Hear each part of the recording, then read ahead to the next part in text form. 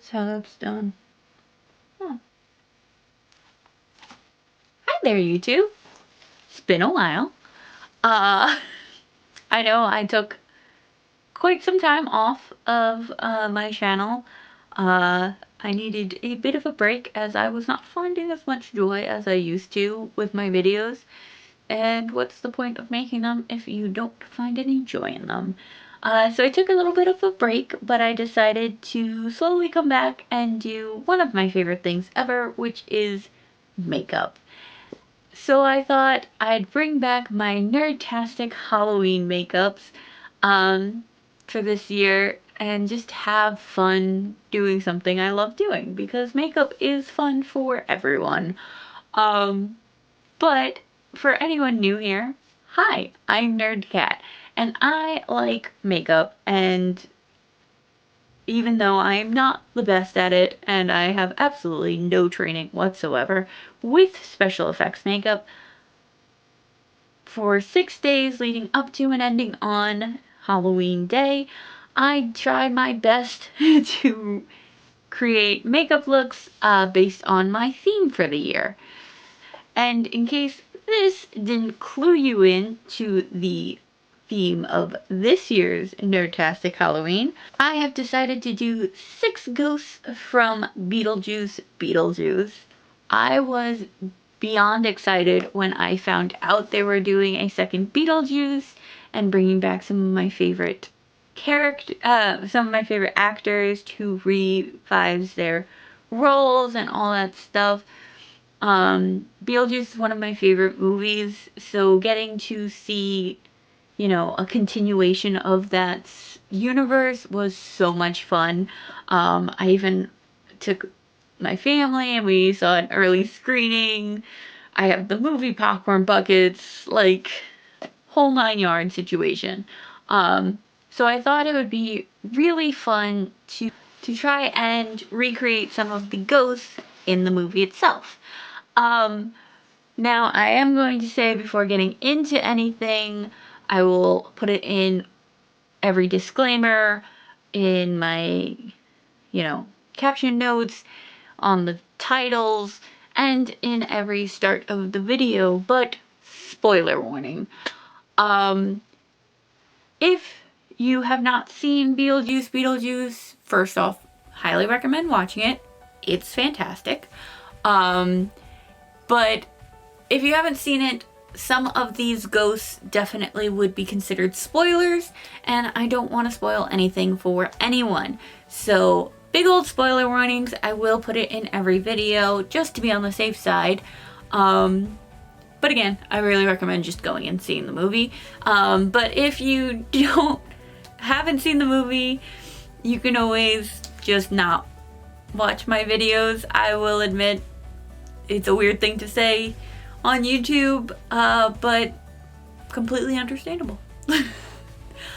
Anyway, moving past all that, now that I've put out my spoiler warning, the first of 6, let's get into the first look of this year's Nerdtastic Halloween. So the first ghost I decided to choose to try and recreate was William Dafoe's character, Wolf Jackson. I loved this character. I really like William Dafoe in general. He is a fantastic actor. But watching him play Wolf Jackson was so good. Like, he was the perfect amount of, like, campiness that just fits so perfectly in the Beetlejuice universe. And I just had so much fun watching every time he was on screen. So I thought it'd be really, really fun to try and recreate his look from the movie. Especially because I knew it would be a challenge, and I really wanted to see what I could do with the small amount of knowledge I have of special effects makeup and what I had on hand. So, moving right into the video itself, I'm going to hand you off to voiceover, and I will see you in the video. Okay, so let's get into the first look of this year's Nerdtastic Halloween. So the first ghost I decided to do was William Dafoe's character, Wolf Jackson. I chose this one because I really loved the character in general. I thought he was really, really funny, and super campy, and I loved it. But his death look was so interesting, and I really wanted to see if I'd be able to recreate it on my own. So first, I start off just by brushing all my hair to one side and flattening the area that's going to be under my prosthetic, which you'll see here. She's a little rough, but I do like how she turned out in the end.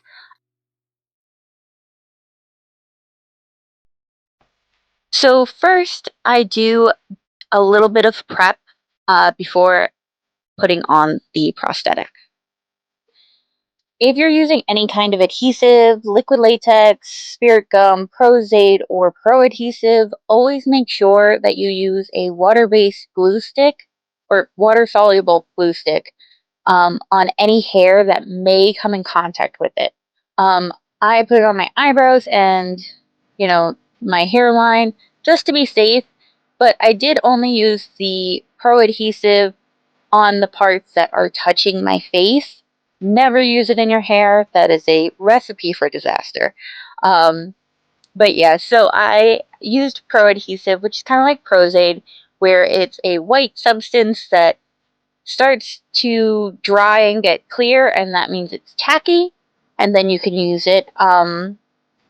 You can also use spirit gum. I'm not a huge fan of spirit gum, mostly because I just don't like how it feels. But that's everyone's preference. And then the parts that are in my hair, I used a bald cap with this.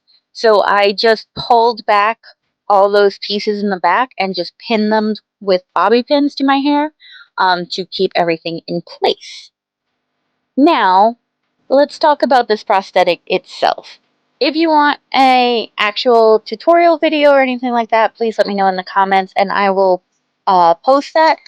But for this look, I only used a bald cap, a brain from Spirit Halloween, liquid latex, and tissue paper. Um, Pretty much all I did was cut the fake brain in half so that I had, you know, just a part of it. And then I cut a bald cap in half because I didn't want to cover my entire head and then put a wig and do all this. I kind of just wanted it on the one side of my head. So I cut the bald cap in half, adhered the brain to the bald cap, and then pretty much covered everything in tissue paper and liquid latex.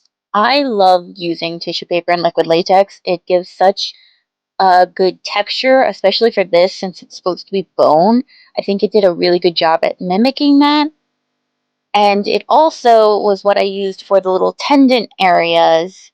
Those are just like rolled up pieces of the tissue paper and liquid latex and then painted with water activated paints. But using tissue paper is a great tool for things like this. You can also use cotton, obviously, but I felt like the tissue paper really gave that kind of rough, more textured look than cotton would have. Um, Also, here you can clearly see there is a very defined edge to my prosthetic.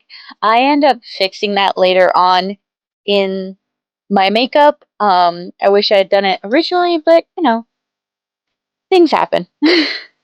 Anyway, now that it is adhered to my face, I am going in and putting down some more Pro Adhesive to stick down the edges. I always kind of keep the edges free of adhesive until I actually get it on my face, just because it gives me a little bit more like mobility with the prosthetic. But once all the edges are stuck down, everything is glued to my face, I go in to try and fix the edges a little bit with some liquid latex. So I'm still really bad at the whole fixing edges thing. Hopefully one day I'll be good at it, but until then, I will keep trying and keep mentioning that I'm bad at it. Another way of not having to do all of this would be if I made the edges thinner when I make the prosthetic. I just haven't figured out how to do that yet. So what I'm doing instead is I lay thin layers of liquid latex down over all of the edges and trying to brush it out thinly all the way into my face to kind of have that blend. And I do it a couple of times to kind of smooth out that rough lip. I will say that it does still get chunky near the end because, like I said, I did end up adding more tissue paper over that thick edge to kind of make it look more like skin burned away to reveal the skull. But who knows? Maybe eventually I'll get this damn edge thing down. Now I'm gonna go in with some skin tone and paints. The beauty of this specific ghost is it's not in the typical uh, blue or green cartoony coloring that a lot of the ghosts are in the Beetlejuice movies. This one is a fully skin tone ghost. So I just go in with my normal foundation color and cover pretty much everything. um, as you can see now, you can see there's more tissue paper over that edge. It's not so harsh, it's more of a blend. Um, and that was my trying to fix my earlier mistakes. I think it does look a lot better that I added that, and that's why I really wish I had done that earlier, but you know, you live and you learn. But yeah, so just going in with my foundation, and just covering anything that's supposed to be skin, like here with the tissue paper, making sure that's covered. And you can also see, especially here, where that edge is real choppy. Um, that's because I don't think I smoothed it out when I was applying the new tissue paper down. Um, but you know. Anyway, going into painting the rest of it, um, Wolf's ear by the explosion situation is charred, so I did go in with some black, as well as putting some of that black on the edge of the, I guess, tissue paper skin flap. That sounds wrong. But I'm putting it on the edge of the tissue paper as well to make it kind of look like the skin was burned, since his whole thing is a grenade went off next to his ear. But yeah, so doing all the edges and any other spots that I think need a little bit more darkening with just a plain water activated black paint. Now I'm just fixing my hair because it's near the end. And what I did was, because of how I pulled my hair to the side, I was able to take that part of my hair and like pull it over the bald cap and everything in the back so that it kind of looks a little more seamless. Um, and fixed it around the edge so that it didn't look like just a harsh line. And of course, it wouldn't be a nerd cat makeup without some mascara. We all know it, we all love it.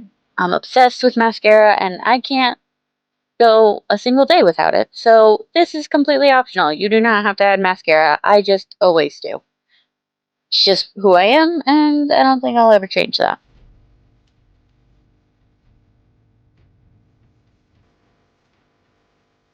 And then for some final touching, I decided to add a little bit of blue to my eyes, like in the inner corner and outer corners of my eyes, to give it more of a dead look.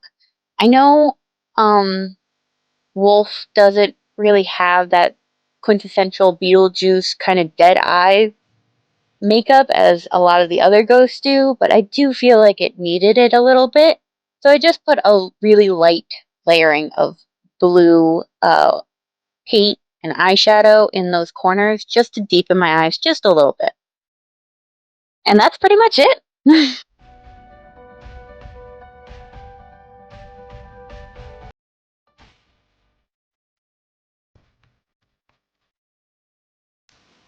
And here's the final look. Is it perfect? Definitely not. But I do really like what I was able to create. There are definitely flaws, like my edges, and this harsh line. I do wish that I had, when I was making the prosthetic, done the ripped tissue paper edge instead, because I think it would have been a lot smoother. But still learning, still cooking up whatever craziness I can. But overall, I do think I did a pretty damn good job trying to recreate William Dafoe's character in Beetlejuice Beetlejuice. I definitely think that if you had seen the movie, you definitely know who I was referencing.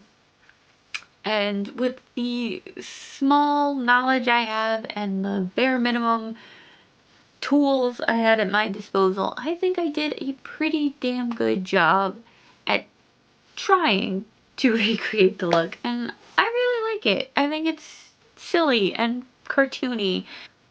Even with its flaws, I think it's really cool. Like, really stupid, but really cool in its own. And that's the best part of doing these makeups, is even when there are horrible flaws with them, which pretty much most of my makeups have, I still got to create something that I didn't think I could. And it's fun. Flaws and all.